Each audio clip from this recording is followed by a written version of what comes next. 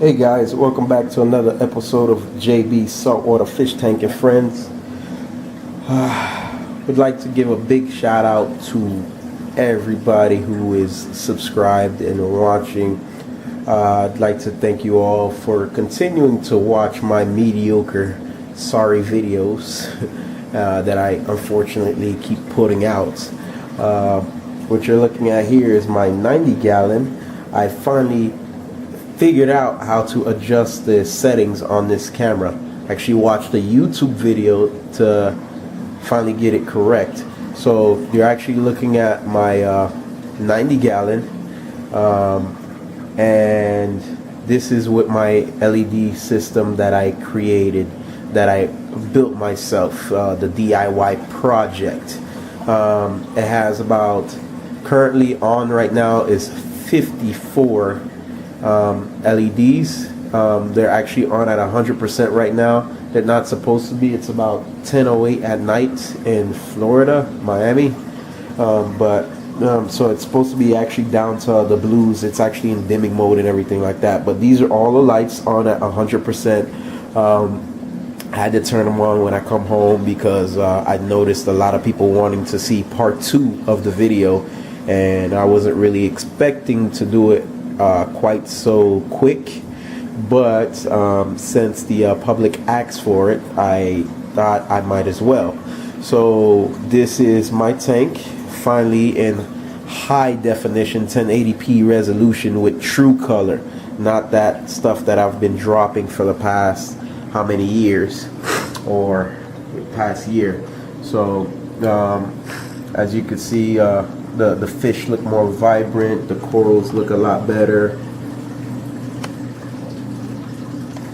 Let me zoom back out here, and you can see I have an array, a plethora of different types of fish and polyps. Let's see if we can get something back here. Alright, so you can see the different polyps. The ones right there, those are the Sunny D's. Behind them are the candy apple reds, and then you have the those are the LA Lakers. You got wham and watermelons, 2 types of magicians up top. I mean, these, I don't know what the names are. I call them limit heads, but I mean, just an array of crazy. Oh, let me back out. Crazy array of colors. Finally, I'm able to actually do a video on where you can see this stuff, so I'm pretty happy about that. Where'd he go? Oh, what's up, guy?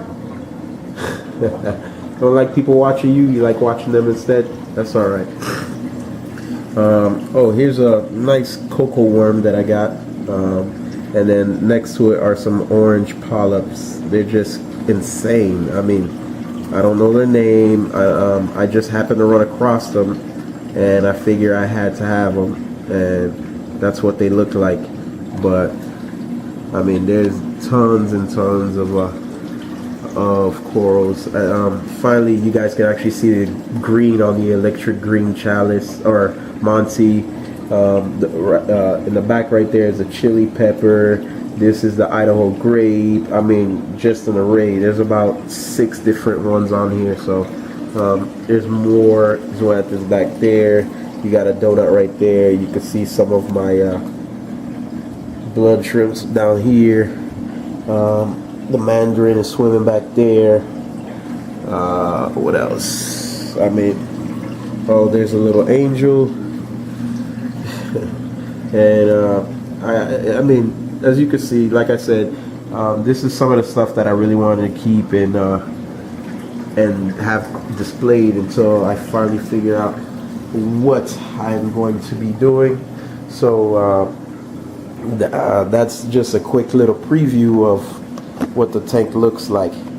Now, back to what we were discussing, which was the Apex Aqua Controller. All right. Before we get into the actual Apex itself, let me open the canopy,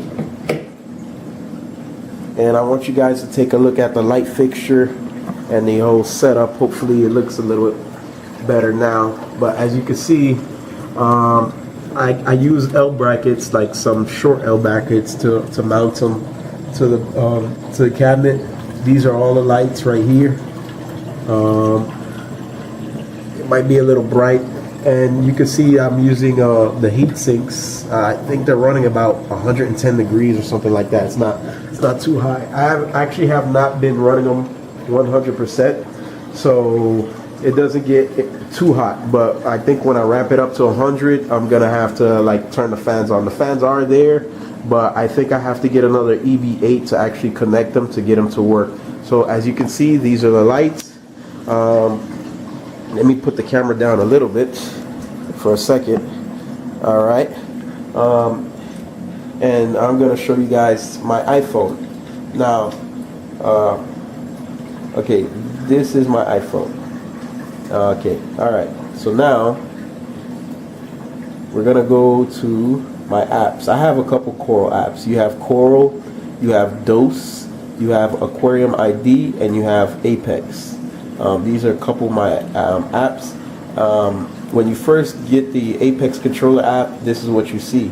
Now, if it's a yellow light, that means it's searching. If it's a green light, that means it's found it. If it's a red, if you get a red symbol at the bottom, that means, hey, you're not in your house, or your network's down, or something's going on, or whatever. At this front screen right here, I don't know how good you guys can see that, but it gives you your amps, your ORP, your temperature, and your pH. When you click on it, it takes you into like a screen, and in this screen you can click on like your temperature, pH, ORP, and it'll take you to like a graph, and the graph shows you your temperature depending on how long you've been running it, at what temperature and stuff like that. So each one of these have graphs and they're charted, and you can actually go onto your computer and look at the charts.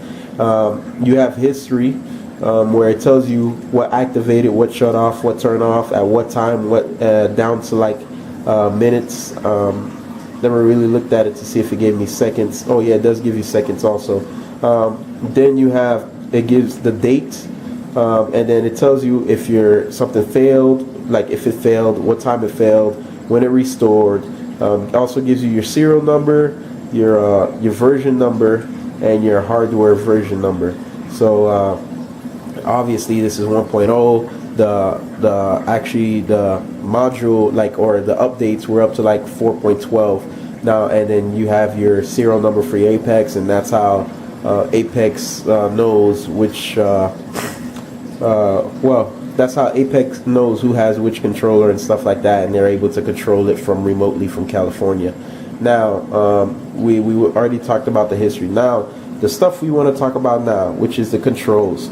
Okay, these are the controls. As you can see, you have auto, off, and on. Right now, all my stuff are on because, or all the lights are on because everything is all the lights are actually in their little modes and stuff like that. We'll run through this real quick, and then I'll put everything back on auto so you guys can get an understanding.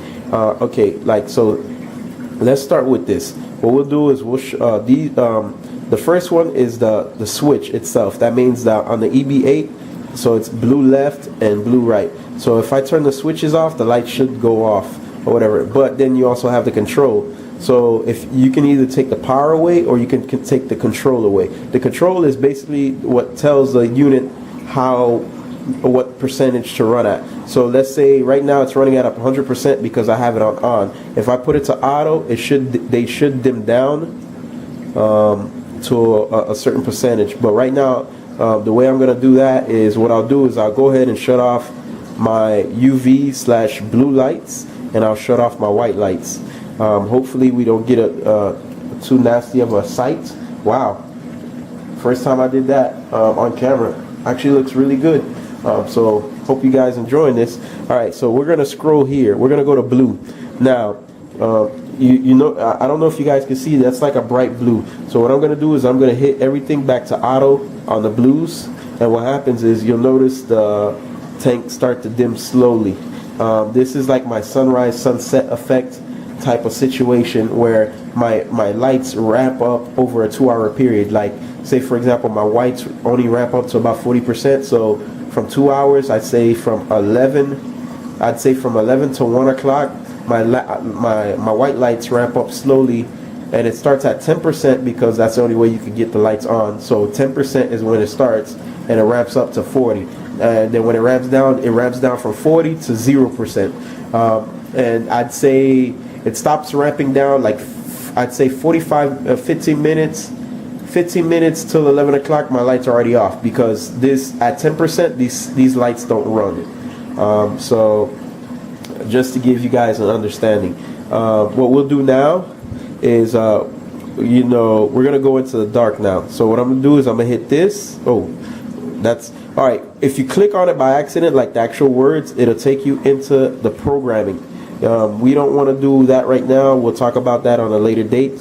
But what we're gonna do is we're gonna put these lights off. So I just did one side, and then the other side should be shutting off now.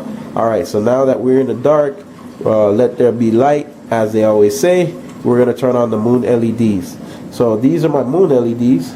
I know you guys can see the ripple effect. There's only like 2 moon LEDs connected to my system. These are independent. There's one on each side, and then it gives me like this nice ripple effect, and I can still see my corals and stuff like that.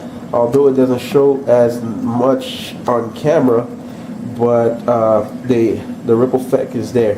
The other thing I want to go ahead and turn on for you guys is the refugium light. We'll go ahead and turn that on, and we'll put my system back on auto and stop freaking out my fish. And we'll put those lights back on, everything else back on auto. Ooh, bear with me guys, 1 second. All right.